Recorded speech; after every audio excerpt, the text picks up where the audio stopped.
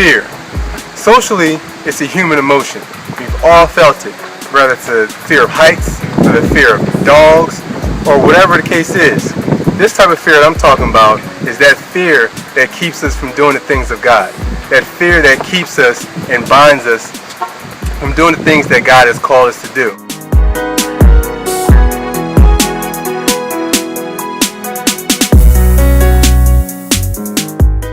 One thing I know about fear is like a crippling disease that disables you from doing everything that God has called you to do. Don't be afraid. That thing that God that gave you is not just for you. It's for the person sitting next to you. It's for the people in your church, the people you work with.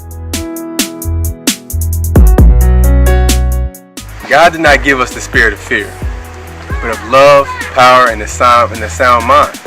So when He created you, fear was not instilled in you. So don't let it cripple you. Don't let it take a hold of you. Don't let it stop you from doing the things that God has called you to do. Whether it's preaching, teaching, singing, it doesn't matter what it is. Look, let me tell you something. When God called me to preach and teach, I was definitely afraid. I'm one who is not really into public speaking. So for God to call me to do that was completely out of my comfort zone. But at that time, I had to make that decision to just go ahead and allow God to teach me, to shape me, to mold me, for Him to just do whatever needed to be done so that I can do what He had called me to do. Don't let fear keep you from doing what God has called you to do. God has called you to do great things.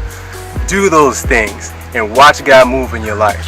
Watch God move in your family. Watch God move in every situation that is keeping you from doing what God is calling you to do. Walk into it.